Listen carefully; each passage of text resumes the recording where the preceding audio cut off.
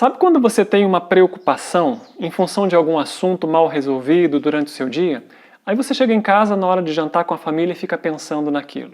Aí você vai deitar de noite e fica pensando naquilo. Aí você perde o seu sono de noite porque continua pensando naquilo. Bom, entender as correlações entre os nossos sonhos e a maneira como a gente vive os intervalos de sonhos e a maneira como nós vivemos os intervalos de vida, ou seja, os intervalos de morte, é uma maneira muito interessante para a gente compreender o que é que define as energias que vão nos colocar na nossa vida posterior.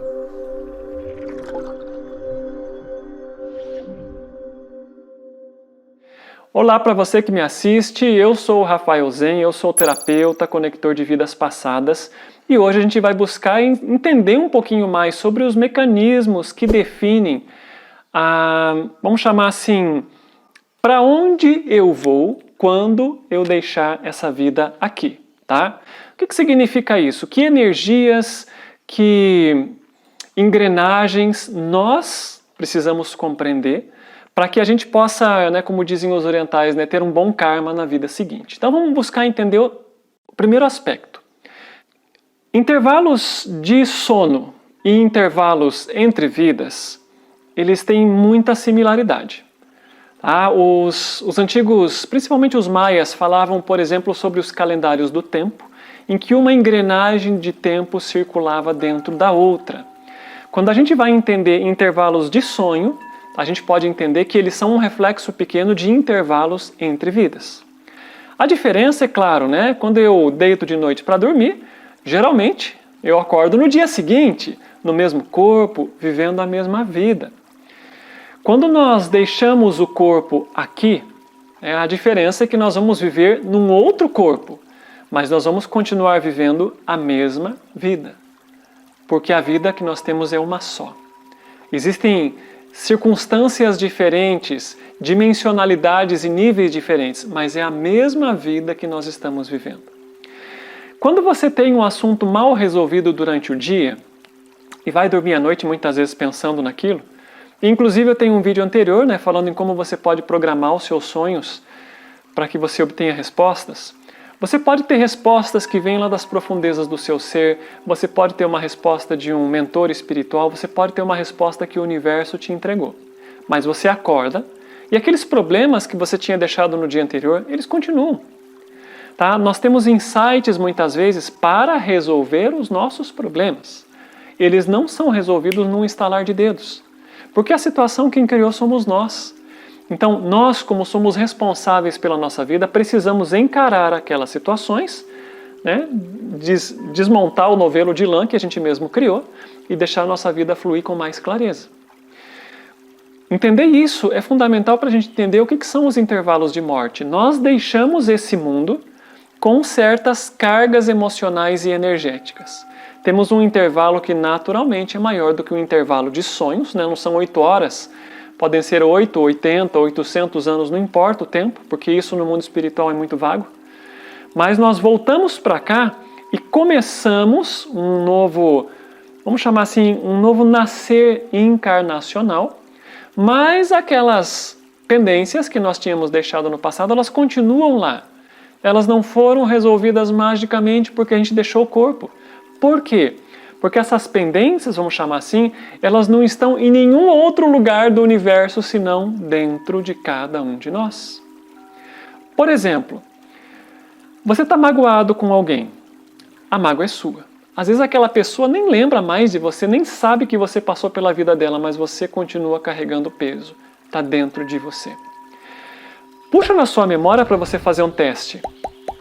Uma lembrança de uma situação difícil que você viveu na sua vida, não importa qual tenha sido. E você vai perceber que essa memória difícil, ela costuma ter uma carga emocional. Quanto mais intensa essa carga emocional você tem, quer dizer que mais impressas estão aquelas imagens, aquelas energias, e aquela situação está viva dentro do seu inconsciente, embora você não perceba isso comumente, mas está lá. Por isso que você cutuca aquela memória e ela vem para cima com toda a carga emocional. Ou seja, o gerador daquela situação e daquele sofrimento é a memória que continua em você. é a energia que essa memória continua produzindo dentro dos seus porões, mesmo que você não lide com ela constantemente. Então, com base nisso, a gente pode entender assim: existem dois fundamentos principais que definem para onde nós vamos, como é que a gente pode melhorar o nosso processo de morte. Tá? O primeiro deles, claro, são todas as experiências que você teve na sua vida. Por todas as experiências eu quero dizer absolutamente tudo, porque o nosso inconsciente ele registra tudo o tempo inteiro. Mesmo que você tenha guardado muitas dessas informações lá nos seus porões e você tenha se esforçado para esquecer, ela continua lá. Ela continua em algum lugar lá no fundo das suas gavetas. Agora, um terapeuta um pouquinho experiente vai colocar o dedo na sua ferida e você vai lembrar de quando a sua mãe te falou algo e você se magoou. De quando você foi abandonado pela sua namorada ou não importa o que seja. Se você não trabalhou, se você não transmutou, se você não resolveu essas questões no nível profundo, ela continua lá, tá? Fato. E no momento da transição, nós começamos a rever aquilo que é a nossa vida, né? Digamos o filme da nossa vida, como se nós fôssemos realmente espectadores. Mas dessa vez, sem os véus que nós nos colocamos aqui, né, na materialidade, e sem essa tentativa de esconder coisas de nós mesmos que a gente faz aqui. As memórias vêm como elas são, né, cruamente, da maneira como elas são. E isso vai nos fazer nos confrontar, né, com pessoas, com memórias e com níveis de energia de alta ou de baixa frequência que nós estamos armazenando no nosso ser. Porque as memórias, elas têm energia, tá? São informação. Tá? E essa informação e a frequência vibratória dessa memória é que fazem no conjunto parte da frequência vibratória em que nós vivemos. Então, muitas memórias negativas, baixa frequência. E aí, a gente vai começar a perceber o que nós estávamos carregando. E por que muitas coisas não estavam dando certo. Agora, isso vai te ajudar a entender por que muitas vezes, principalmente os velhinhos, né, que já desfrutaram de uma vida inteira longa e já estão se preparando para fazer a sua jornada de retorno, eles começam a falar da sua infância, falam dos seus pais, às vezes falam de coisas que eles viveram há 80 anos atrás e choram como se fossem crianças, porque eles já começaram a trazer aquela bagagem para cima. E eles já estão tendo a oportunidade de lidar com aquilo. Então o fato da gente ter a oportunidade de ter uma vida longa e no final dela poder começar a rememorar de maneira tranquila e fazer alguns ajustes enquanto a gente está arrumando as malas, nossa, isso é uma bênção. Tá? A gente já consegue ajustar várias coisas sem precisar, né, ou que muitas vezes um rompante, o inesperado, entre na nossa vida e nos arranque daqui.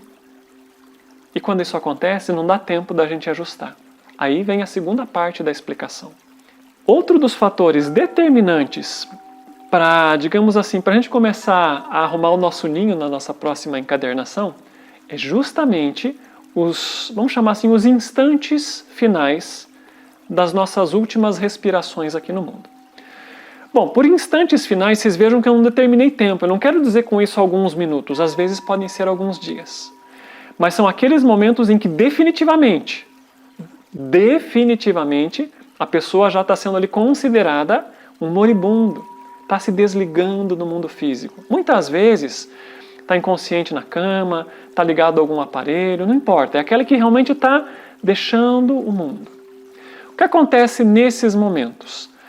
Mesmo que a pessoa nunca tenha ouvido falar no tal do mundo espiritual, em todas essas percepções que a gente estuda bastante aqui no canal, e se isso interessa para você, você tem que se inscrever para continuar assistindo esses vídeos, ela vai começar a se sentir mais sensível, vamos chamar assim, mais perceptiva, vai ficar mais telepática, ela vai se abrir para aquelas qualidades espirituais, né, energéticas e do nosso psiquismo que ela nunca havia entrado em contato. Ela vai começar a perceber a presença muitas vezes de guias, de mentores, de anjos. Muitas vezes alguns moribundos revelam a vinda de anjos já preparando a sua viagem, ou simplesmente vai começar a perceber entes da família que estão vindo ali prepará-la para a sua viagem. Então é muito importante entender, a gente está cheio de tabus aqui em relação à morte. Bom, você está arrumando as malas e você vai voltar para lá do jeito que você chegou aqui, né? Sem nada. A única bagagem que você vai levar é aquilo que você viveu. Bem, esse intervalo, como eu falei, que pode durar minutos, horas ou até dias, a pessoa desenvolve essa alta sensibilidade e ela continua revivendo aspectos do seu passado, mas ela também vai entrar em contato com o inevitável. Não tem volta. Eu vou deixar tudo para trás. O dinheiro, as posses, o trabalho, as pessoas. Tudo vai ficar para trás. E a maneira como ela começa a lidar com esse momento de transição é definitivo. É tão importante quanto aquilo que ela viveu, para que ela já comece a produzir um cenário semelhante, afim, na próxima vida que ela vai ter. Não importa se vai ser nesse mundo ou se vai ser em outro universo, mas é definitivo para que isso aconteça. Por isso que as antigas tradições, elas dão tanta importância, por exemplo, para os rituais de morte. Porque é muito importante para essa pessoa que está partindo, primeiro, compreender que não tem retorno. Tá? Muitas pessoas morrem e nem sabem. Tá? Isso é muito comum. Vocês que já estão acompanhando a gente há mais tempo sabem. Está cheio de gente por aí que nem sabe que morreu. Tá? Teve um período da minha vida com a Valéria em que final de semana era atendendo essas pessoas que elas não percebiam o que tinha acontecido. Tá? Foi uma jornada, foi um período da nossa vida em que isso aconteceu. Elas não sabem que morreram. Os rituais fúnebres preparam a alma da pessoa para a grande viagem. Mas além disso, a maneira como as pessoas estão circulando aquela pessoa vai fazer muita diferença. Se você está ali chorando, triste, desesperado, é claro que essa pessoa que está percebendo esse desespero em você, mesmo que ele não seja explícito ou verbal, ela vai sentir a sua dor. E ela vai ter muita dificuldade para se desgrudar daqui com facilidade. E essa dor que ela está armazenando no momento da transição está preparando o próximo cenário da próxima vida que ela vai ter. Então veja, tem dois cenários que são definitivos para isso. Como você viveu e como você lidou com o seu lixo e você desconstruiu as bobagens que você guardou. E o momento da morte, que é um momento definitivo aonde você vai, claro, ter que lidar com quem você é de verdade.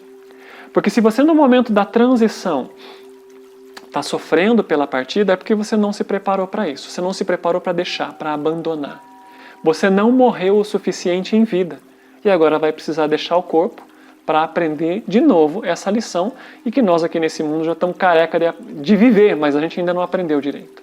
Então você vai ter que passar de novo por esse processo.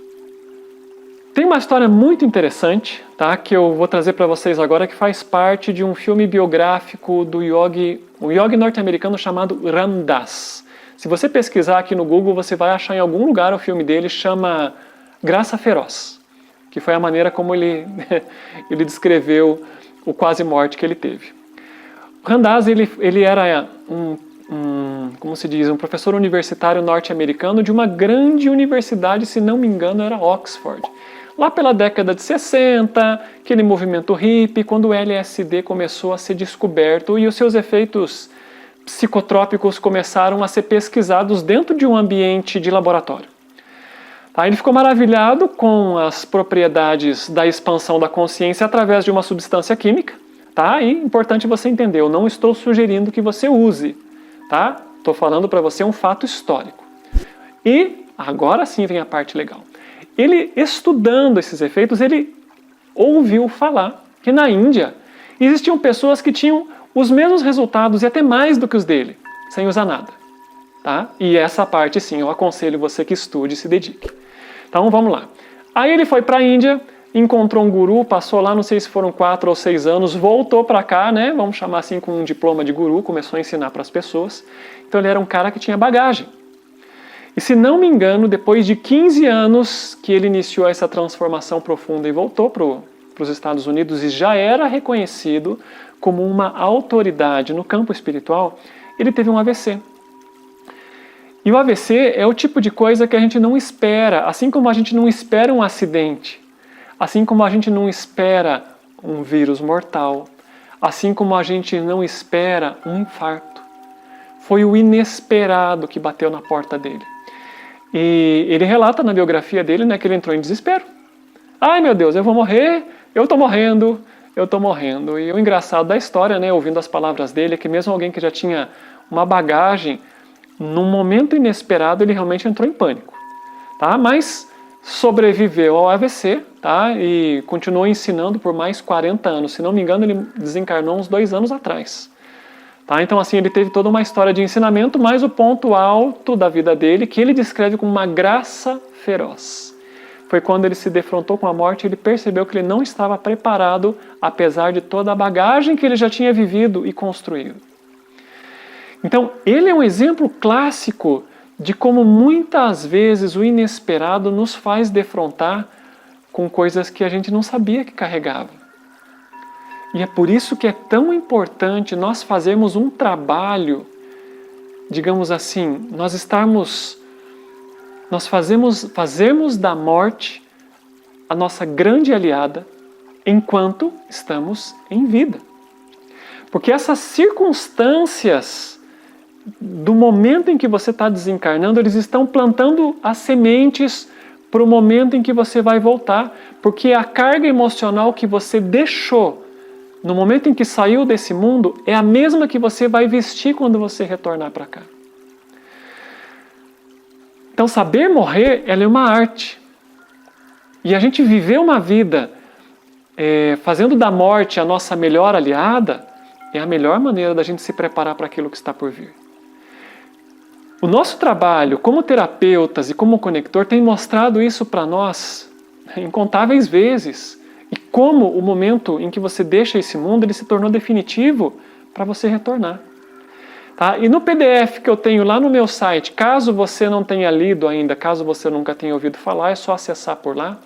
Eu falo um pouco sobre a minha experiência mesmo, em que eu deixei esse mundo, né, num campo de prisioneiros, e quando eu retornei para cá, apesar de ser um bebê, tá, e apesar de estar no seio de uma família, eu continuava me sentindo solitário, eu continuava me sentindo encadeado, enjaulado. Então, as sensações que eu carregava, elas continuavam comigo. Elas não mudam. Porque da mesma maneira que o Ouroboros egípcio mostra que as circunstâncias do início, elas vão engolir a cauda da serpente, que é o final daquilo que nós deixamos, aquilo que a gente viveu no momento preciso vai deixar ali as sementes para que a gente retorne para lá. Tá? Então você pode perceber que tem 2 coisas muito importantes que a gente pode tirar disso. Aprender a viver uma vida material, mas com uma conexão espiritual. E fazer com que processos de morte contínua surjam em nossa vida. A gente não precisa deixar o corpo para morrer. A gente pode permitir que amizades terminem, que profissões se encerrem, que relacionamentos cheguem ao fim e que outros novos surjam com base nas sementes daquilo que a gente aprendeu com aquilo que ficou para trás. E quanto mais a gente se agarra no nosso passado, consciente ou inconscientemente, mais essas sementes vão fazer com que a gente esteja apenas vivendo ciclos de repetição do passado. E essas repetições mais profundas e mais inconscientes são as nossas sankaras, tá? Que são o assunto principal do nosso trabalho, né? Desvencilhar sankaras na nossa consciência, dissolver isso, porque elas são definitivas para que a gente esteja reconstruindo coisas que estão vindo pela frente. Então é muito importante a gente entender que se você não faz um trabalho de morte e reconstrução constante, e para isso você precisa se dedicar, para isso você precisa estudar, para isso você precisa realmente querer limpar os seus bastidores, mas aquelas informações desencontradas vão influenciar todo o seu processo.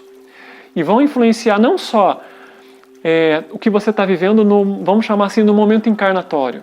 Elas vão te influenciar no momento da transição, porque aquela bagagem vai ser levantada. E os sentimentos que você tem em relação a isso, que você guardou e escondeu, eles vão vir para fora, junto com aquele ambiente que está te cercando. Então, o momento da morte, a gente poderia dizer assim, é uma cruz do destino. Tá? Essa é uma palavra assim, que é maravilhosa para a gente definir isso. Porque é quando o nosso destino é traçado no momento em que você está deixando esse mundo. Dá para mudar aquele momento? Dá, desde que você tenha se preparado para isso. Então a gente poderia dizer assim, se você não se prepara, o que acontece? Bom, como é que você vai se sair numa prova de vestibular ou numa prova de trânsito se você não se preparou? Tá? É a mesma coisa. Então a vida em si, ela é um processo contínuo. Não é castigo retornarmos para onde nós começamos. Da mesma maneira como você dorme com uma preocupação e pode ter alguns insights, mas vai ter que resolver isso no dia seguinte, nós deixamos assuntos pendentes nesse mundo, que não estão fora em algum lugar, estão aqui dentro. Então a gente volta para cá com a tarefa, é uma tarefa em que nós nos autocolocamos, de resolver os nossos próprios assuntos, porque isso é a evolução. A evolução nada tem a ver com o nome que você tem na sociedade ou com os bens que você construiu aqui. Isso pode ser muito legal, pode ser muito divertido, mas evolução é aquilo que você faz dentro do seu coração, constantemente. Ok?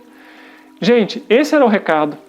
Se o assunto das vidas passadas, da reencarnação, da metafísica são importantes para você, deixa aqui a sua mensagem, comente, coloca aqui a sua dúvida, tá? Compartilha o vídeo e, enfim, vamos ajudar o nosso canal a crescer para que eu tenha mais entendimento daquilo que realmente é importante para você aprender aqui com a gente. Tá bom? A mensagem é essa e a gente se vê na próxima.